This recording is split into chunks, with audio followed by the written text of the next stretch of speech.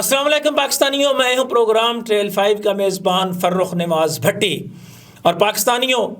حالات اب اس طرف چلے گئے ہیں کہ جہاں ایک طرف انتخابی نتائج کے حوالے سے دھاندلی کے مبینہ طور پر الزامات لگ رہے ہیں،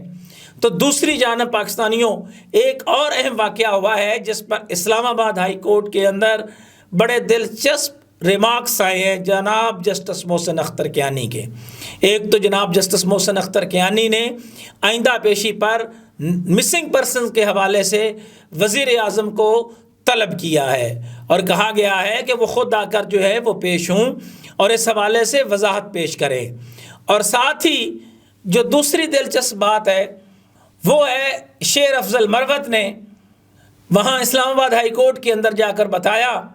کہ میں ایک منتخب MNA ہوں اور میرے گھر میں جو ہے وہ اسلام آباد پولیس کا IG جو ہے اور کچھ دیگر لوگ جو ہے وہ نقاب ڈال کر آئے، انہوں نے وہاں پر توڑ پھوڑ کی، میرے ایک ملازم کو اٹھا کر لے کر گئے، اس کی FIR جو ہے وہ درج کی جائے۔ ایک FIR کا اندراج ہو چکا ہے،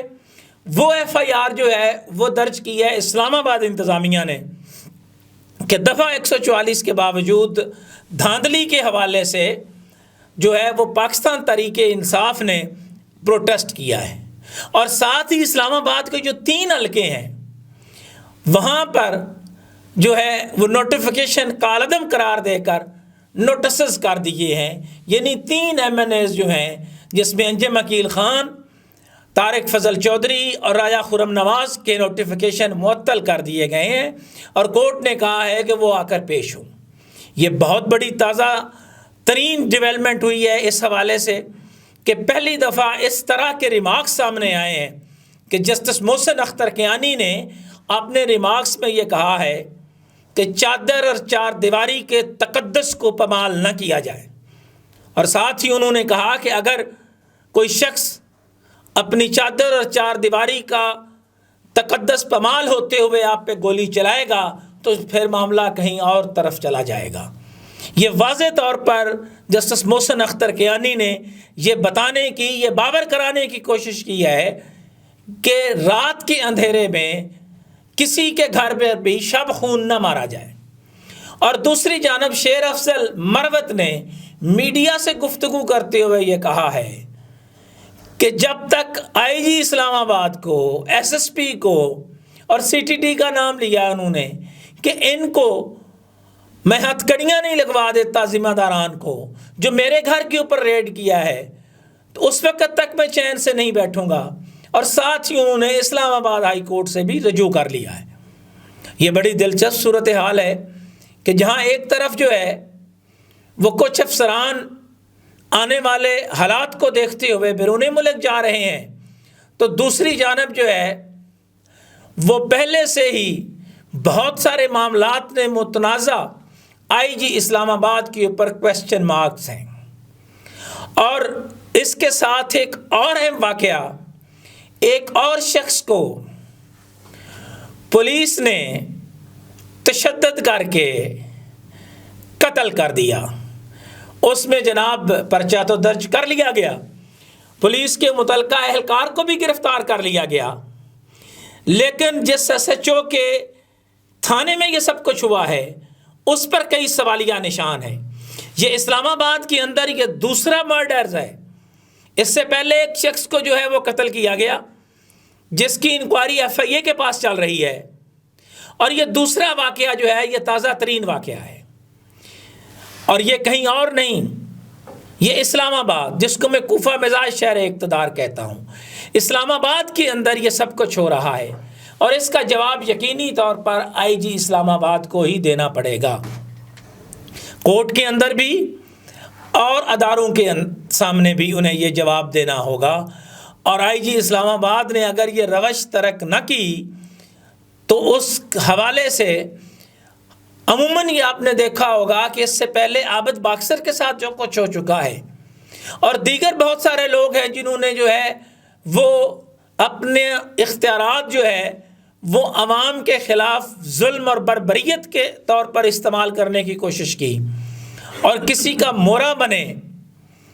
تو پھر جب حالات تنگ ہوتے ہیں تو پھر وہیں انہیں بھگتنا پڑتا ہے۔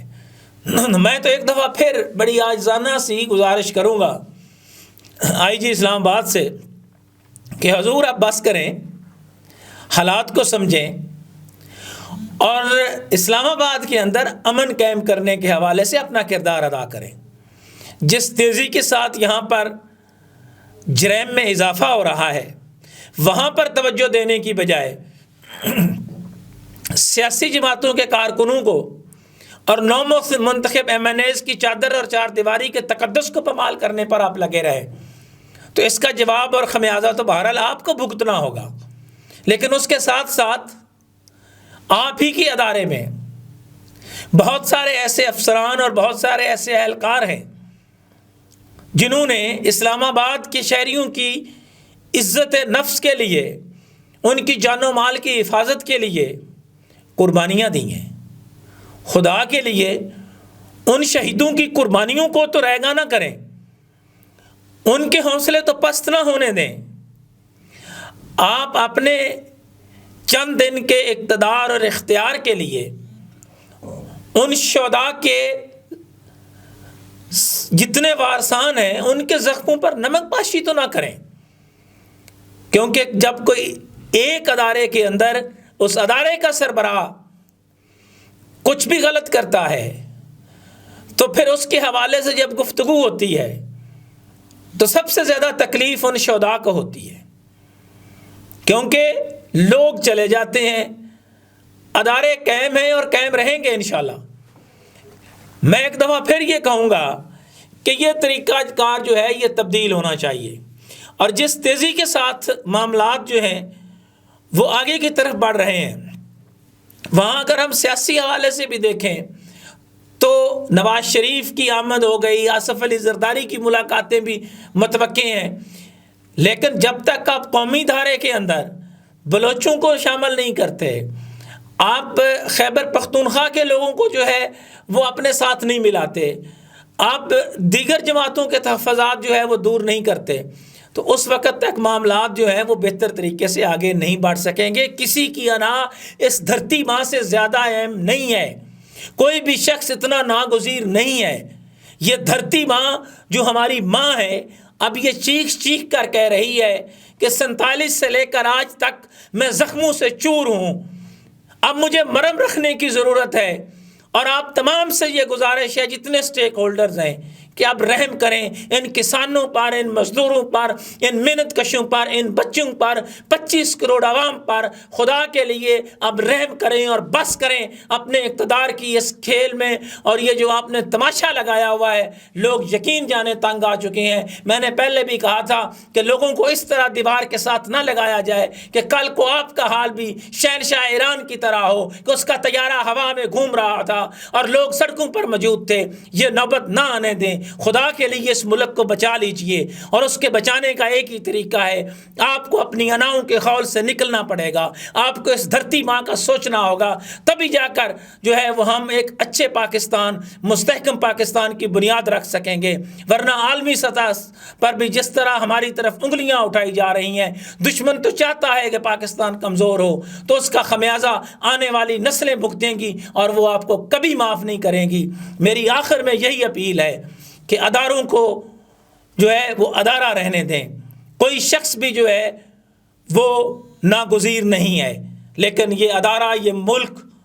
یہ ہوگا، یہ عوام ہوگی تو سب کچھ ہوگا۔ عوام کی مرضی کے بغیر ہونے والے فیصلوں کو آپ نے 8 مئی کو دیکھا کہ کس طرح لوگوں نے میجورٹی کے ساتھ دفن کیا ہے۔ آئندہ بھی اگر آپ نے اسی طرح زبردستی کی مرضی مسلط کرنے کی کوشش کی تو اس کے نتائج کے ذمہ دار بھی پھر آپ ہی ہوں گے، پھر نہ کہنا کہ دیر ہو گئی ہے۔ انہی خیالات کے اظہار کے ساتھ پروگرام ٹریل 5 کے میزبان فرخ نواز بھٹی کو ان الفاظ کے ساتھ اجازت دیجیے گا، اب جس کے جی میں آئے وہیں پائے روشنی،